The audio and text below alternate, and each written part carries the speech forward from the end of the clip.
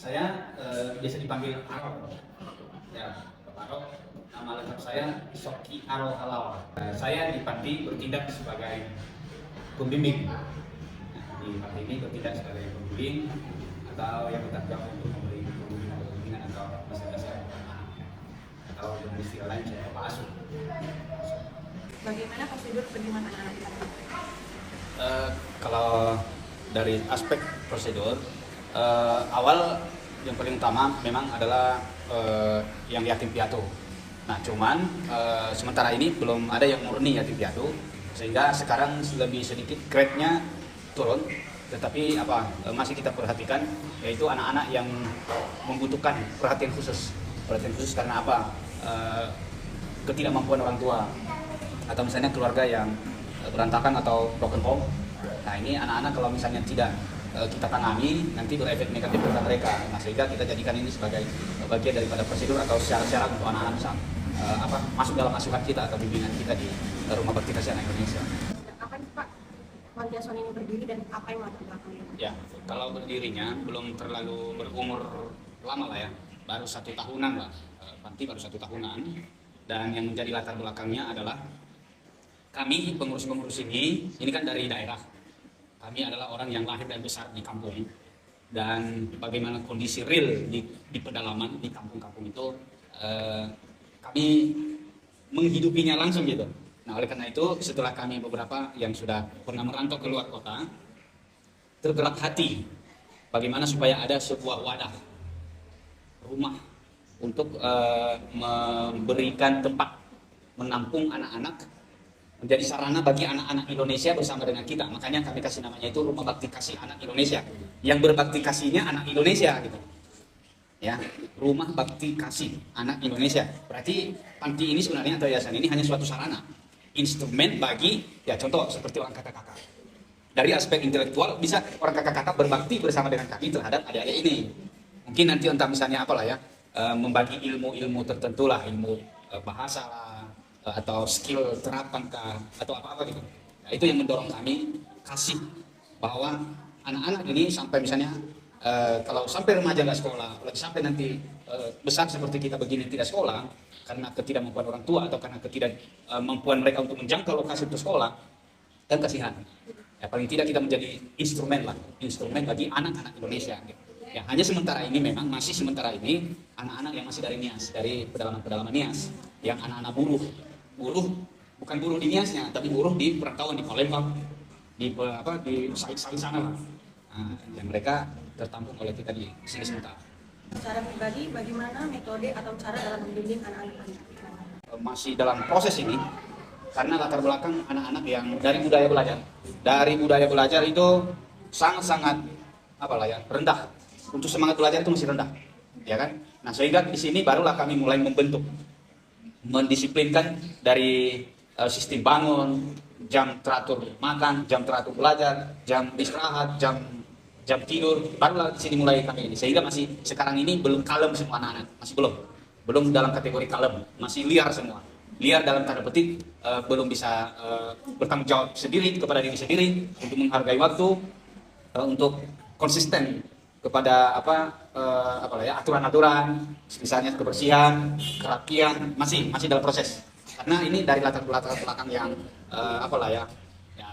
pendidikan keluarga yang rendah, lingkungan yang tidak begitu tidak terbiasa.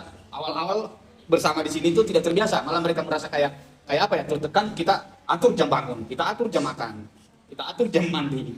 Ya kan, itu semua kayak kaget semua kan, kaget. Ya, sehingga belajar itu kita minta mereka belajar itu seperti kita paksa bekerja gitu, rasanya berat gitu sama mereka. Nah, lalu inilah barulah yang secara pelan-pelan kami mencoba menggali-gali bagaimana sih metode-metode yang bagus untuk anak-anak. Ya, memang secara ini pendidikan ekstrim tidaklah seperti otoriter kemiliteran gitu, tidak melaksanakan itu, tapi dengan menuntun mereka. Misalnya nggak terbiasa menyapu, tiba-tiba di sini minta piket, dan kadang kaget mereka nggak terbiasa untuk bersih itu. Mereka bilang sama saya nanti udah bersih Pak, udah disapu. Saya kan mantan anak asrama juga, saya dari asrama di Jakarta. Kaki saya menginjak lantai itu udah tahu saya udah disapu atau belum. Nah, mereka bilang itu udah disapu. Nah, ini karena budaya kan. Mereka kirain ini udah bersih, dalam kategori mereka ini sudah bersih, tapi dalam kategori saya belum bersih. Misalnya sebagai pembimbing bagi mereka di sini, nah, seperti itu. Keseharian anak panti ini apa nih Pak? Kalau keseharian lah, kayak bangun pagi jam 4:30. Kalau hari sekolah ya, hari sekolah jam 4:30 minta sudah bangun semua, terus antrian mandi, lalu nanti sebelum makan mereka, kalau karena kami kan Kristen, nanti ada kebaktian doa gitu, doa, baru nanti habis itu makan, baru persiapan untuk berangkat sekolah. Lalu siang kita anak-anak pasti makan 3 kali sehari. Kita usahakan walaupun tidak ada tamu misalnya, kita usahakan makan 3 kali sehari. Lalu kemudian siang kalau hari libur lah ya, itu jam makannya jam 12. Kalau siang, tapi kalau hari sekolah kan nggak serentak pulang sekolah, berarti bergantung pulang sekolahnya anak-anak makan. Kalau sore, setelah mereka makan siang, mereka boleh tidur, istirahat. Lalu setelah bangun, mereka boleh beraktivitas tentang mengerjakan PR, piket, nyapu, ngepel, ya. Lalu nanti antrian untuk mandi lagi. Lalu sore makan jam 6. Nah, habis jam 6, dari jam 6 itu sebenarnya kami harapkan mereka belajar sampai jam 8:30 malam.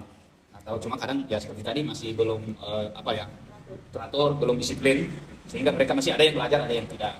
Lalu nanti dari jam 9 itu sampai jam 10 kami ada baca kitab suci bersama malam. Lalu saya briefing mereka, ya, saya seperti kalau ada yang masalah-masalah di hari itu, ya saya coba ini briefing mereka, beri nasihat, beri semangat.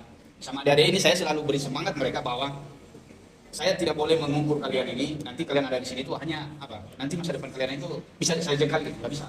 Oleh karena itu adik-adik ini harus semangat belajar. Kenapa? Bisa jadi kalian nanti bisa jadi DPR, jadi guru, jadi kepala sekolah, jadi pilot, jadi polisi, jadi tentara, bisa gitu.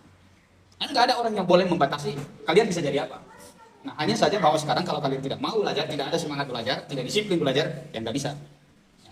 Bahkan tukang botot saja, kalau nggak rajin ya nggak dapat. Tapi kalau dia rajin, berhasil juga ya. Nah, seperti itu. Bagaimana cara pengurus mengasuh dalam lingkungan panti ataupun di luar panti? Kalau sementara di dalam ya.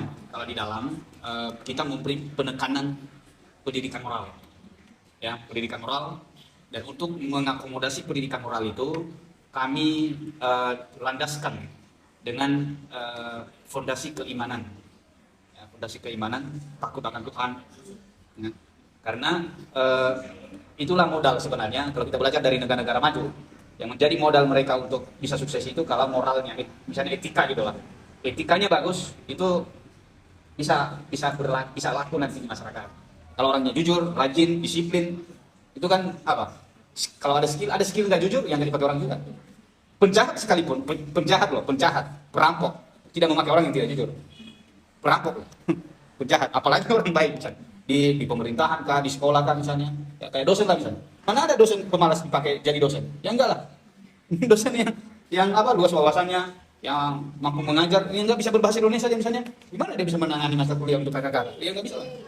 Ya. Nah, memang kalau untuk di luar tidak bisa lah ya 100% untuk kita mengontrol mereka di luar. Hanya memang selalu kami memberikan petunjuk.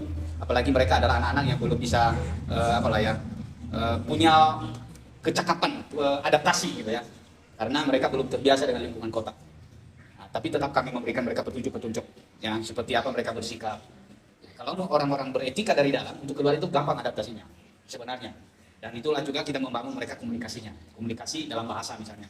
Dan di sini saya mendisiplinkan mereka untuk tidak banyak bahasanya saya bahasa Indonesia. Karena latar belakang ini mereka ini tingkatan kecakapan berbahasa masih beda-beda. Ya, bahkan ada anak kami yang satu ini sama sekali nggak bisa bahasa Indonesia, sama sekali nggak bisa. Anak baru berapa minggu. Ya, memang itu keluarga memang tinggal jauh dari pemukiman. Jauh. Memang mereka kalau bahasa tanda petiknya memang tinggal di tengah ladang gitu. Hutannya mereka gitu, ya ladangnya. Ya. Misalnya ada anak panti yang melanggar peraturan, apakah ada sanksi yang diberikan Pak?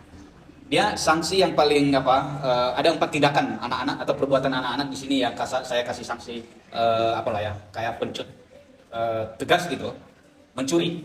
Kalau anak mencuri, itu kami kasih pendisiplinan yang tegas. Karena ini termasuk pendidikan yang harus benar-benar dari dini ditanamkan baik gitu kepada mereka. Nah, sehingga bisa nanti sanksinya bisa dengan edukasi.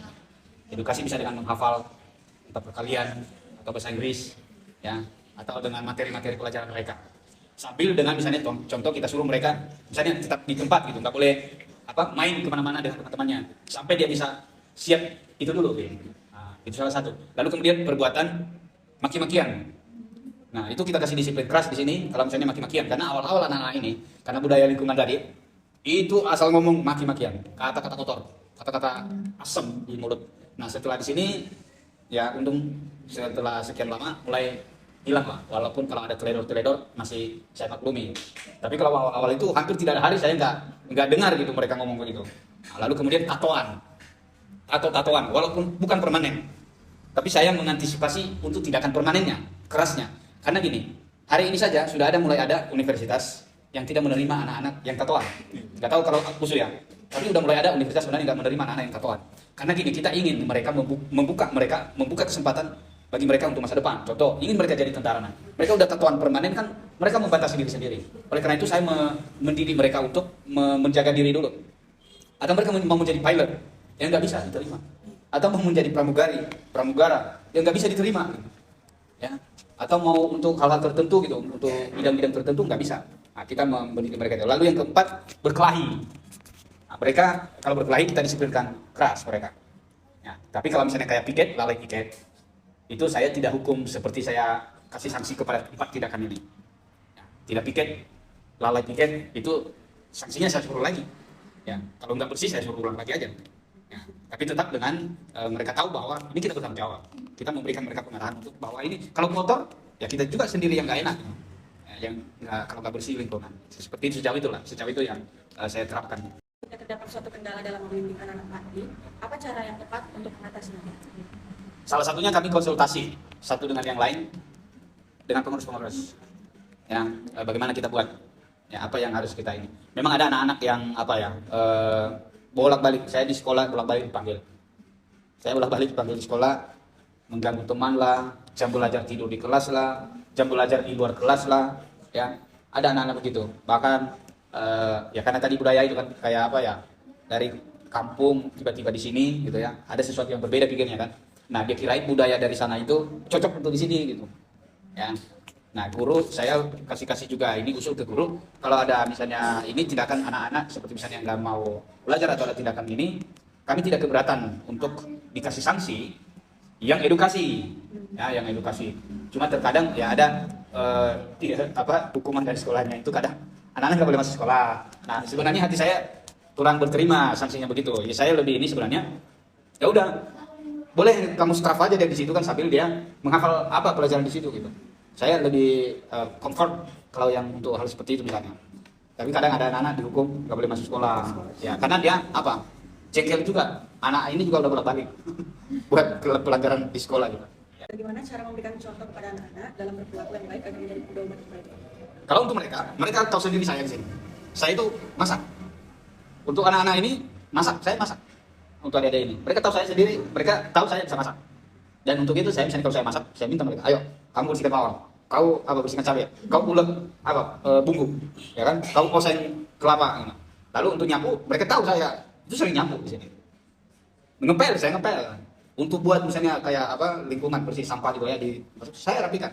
Lalu saya minta mereka. Itu yang biasanya selama ini saya buat bersama mereka. Saya kasih mereka lihat dulu seperti apa, ya. Kamar mandi, saya sikat kamar mandi dengan mereka sambil mereka lihat. Supaya nanti ya seperti itu dibilang Pak Arab, ya. Seperti itu. Nah, sehingga kalau kapan-kapan mereka ini udah tahu gitu. Ya. Dan saya langsung nampak, udah disikat atau belum itu saya langsung nampak. Bisa tahu ini udah dipel atau belum. Nah, seperti itu artinya biasanya saya sama teman-teman pengurus saya bilang kita tunjukkan dulu ke mereka. Ya, kadang anak-anak kan nggak ngerti, misalnya contoh nyusun piring. Kita marah-marahin mereka tidak pernah kita kasih mereka seperti apa sih nyusun piring. Ya hanya anak-anak memang kita udah atur gitu. Piring di sini, baskom kecilnya begini, baskom besarnya begini, ya namanya anak-anak kan. Itu pasti harus bolak-balik kita ingatkan. Oke, terima kasih.